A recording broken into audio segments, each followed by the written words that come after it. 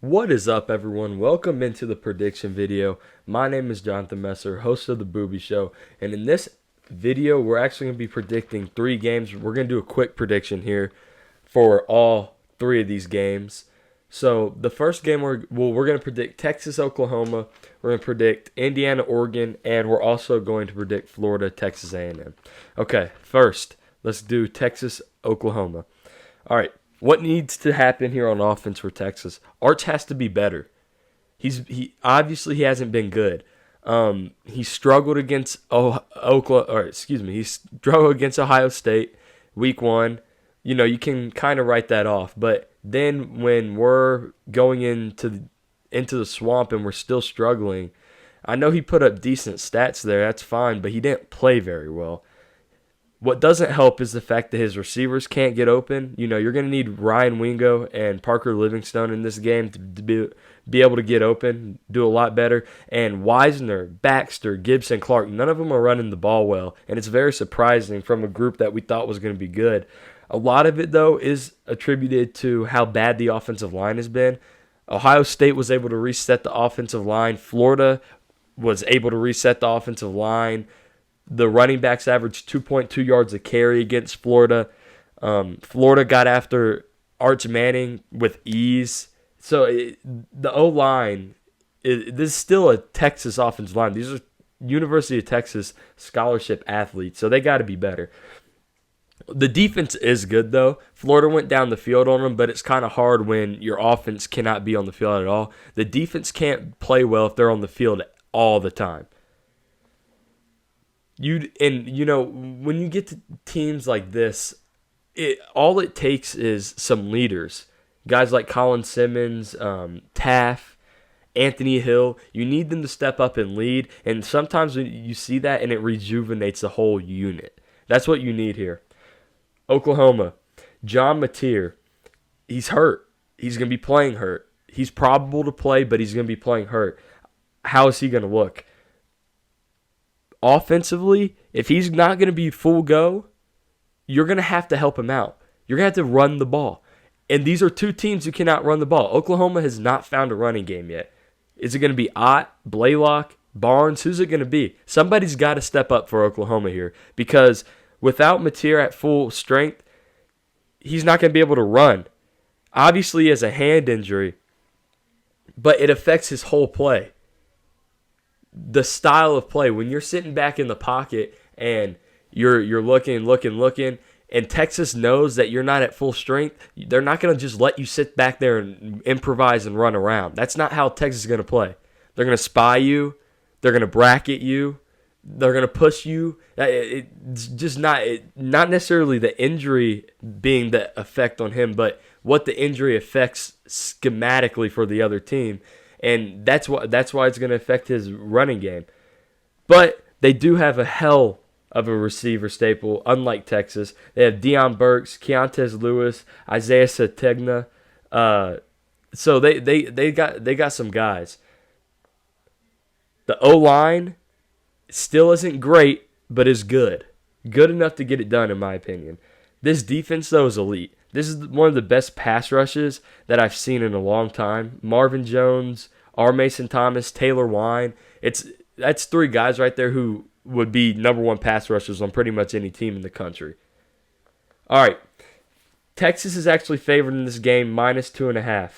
Oklahoma is plus 108. Money line, Texas is minus 126, and the over-under is 44.5. All traditional wisdom points to Oklahoma winning this game. I'm nervous about John Mateer. The running game, not being able to take the load off of him. I just think Texas is in wounded animal mode here, and I think Texas finds a way to get it done. They have to have it. They need it here. I understand it's a rivalry, so Oklahoma's going to be up for it, but Texas absolutely needs this game. And I think they go out and get it done. So, I think Texas wins, and I do think they covered the 2.5 point spread. Next game, Indiana at Oregon. Dante Moore, as I predicted, is one of the best quarterbacks in college football. He's got a hell of a receiving core out there with them too. DeCorian Moore, Malik Denson, Gary Bryant. That's a great group. And running the ball, Noah Whittingham, Jaden Lamar. I mean, they just have weapons all over the field. It's hard to stop them, especially when you get an O-line like they do. Isaiah World has worked out of the portal. So, it's a hard offense to stop. Penn State was able to keep them at bay relatively, but it seemed like Oregon left a lot of meat on the bone in that Penn State game. Defensively, they're second against the pass, so really good. They haven't really been tested yet, but I trust Dan Lanning. I trust the talent. That's a true stat. They are 47th in the run, though, and Indiana has 3 running backs that can get it done. They have a trio. We always talk about duos in the backfield. They got a trio in the backfield. Roman Hemby, Kalen Black, and Kobe Martin can all get it done. On top of that, Fernando Mendoza just knows how to play the game of football. He's a stud. He's a good improviser. He can run around, make off-platform throws, and that's something that Oregon hasn't played yet. Drew Aller is a traditional, very pro-style quarterback. Fernando Mendoza can get out of the pocket and make off-platform throws, off one leg, sidearm, off his back leg, those types of passes, jump passes, all that. Oregon hasn't played that, so it'll be interesting to see how they can play against it. Elijah Sarrett and Omar Cooper, good pass catchers for Indiana. Those are weapons that will be difficult to play against. They are Oregon's 47, second against the pass, but playmakers make plays, especially in big games. What it's going to come down to here for Indiana on offense is how good are those playmakers and can they scale against higher competition? Because Illinois is a good football team, but that wasn't a real test. That game was so lopsided. You go back and play that game, I promise you the result's not the same. That's just one of those one-off games. And I'm not doubting that they're a better team than Illinois because I do think they are, but that's a one-off type of game. Can these big-time players make big-time plays in big-time games? Their defense is 21st against the run and 7th against the pass. Can they scale? Kind of the question I had about Missouri. With better competition, can they scale? Can they play up to those statistics against better teams? Okay, Oregon's favored 7.5. Their money line is minus 230, and Indiana's money line is plus 280. Over-under is 52.5. In this game, I have Oregon. I think Oregon's going to win. I think they're going to cover the spread and prove why they're the best team in the nation. I've been beating that drum for a couple of weeks now because I think it's 100% true. I think Oregon's the best team in the nation. Other than Kirby Smart, I think they have the best coach in the nation. Dan Lanning coming off of the Kirby Smart coaching tree. The issue here is caliber of athlete. I don't doubt that Indiana's a good football team, and I don't doubt that Cignetti's a good football coach, but the caliber of athlete at the University of Oregon is just better. 10 times better, to be honest with you, and I think it really pulls through here. And Curt Cignetti hasn't really been running his mouth like he usually does, and I don't like that. Loudmouth coaches, I love it. But you got to stick to your guns, and he's not doing it. That's a little bit worrisome. So give me Oregon to win, Oregon to cover. All right. And my last game that we'll be predicting is the Florida Gators going to Texas A&M. I'll be honest with you. This is all this game comes down to. 100% right here.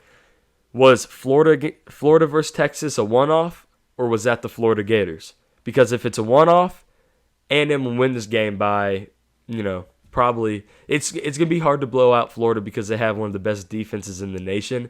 But if that game was a one-off, Texas A&M will win this game comfortably and handedly. If that wasn't a one-off, we're in for a hell of a football game because the Gators are coming and they're in wounded animal mode, kind of like I talked about with Texas. Florida cannot lose another game. They are in a very unique spot because if they lose another game, they're still technically in the conference championship race because they only have one conference loss. They have 3 losses, but they lost to USF and Miami. So they're in the conference championship race. But if you lose another game, you're down and out, mentality-wise.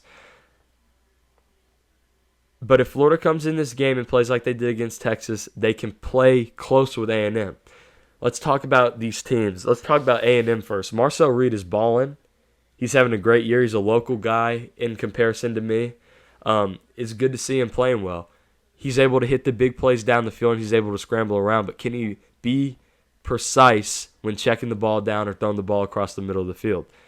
The good thing for him is he has Mario Craver and Casey Concepcion, who are two great weapons who help out with that, because you can kind of just throw them the ball and they'll go out and get it. They got good running backs. They have a good running back tandem. They're one of the best running teams in the nation, and that adds on with Marcel Reed. They got a great defense. Cassius is balling. I think he has 7.5 sacks already. So this team doesn't have many holes, but they do give up some big plays. The explosive plays are there to be made against them. And Florida on offense, now that Dallas Wilson's playing, Vernell Brown, J. Michael Sturdivant, Aiden Mizell's playing, Eugene Wilson, this receiving core is really good.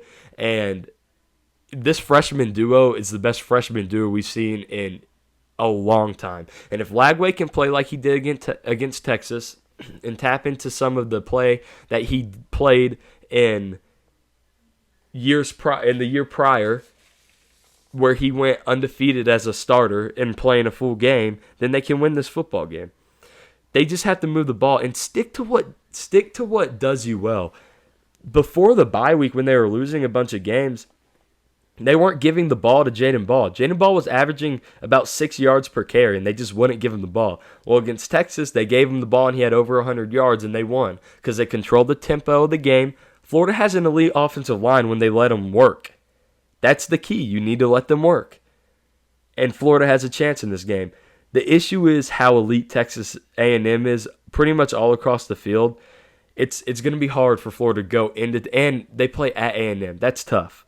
But let's get into some of the details in this game betting wise.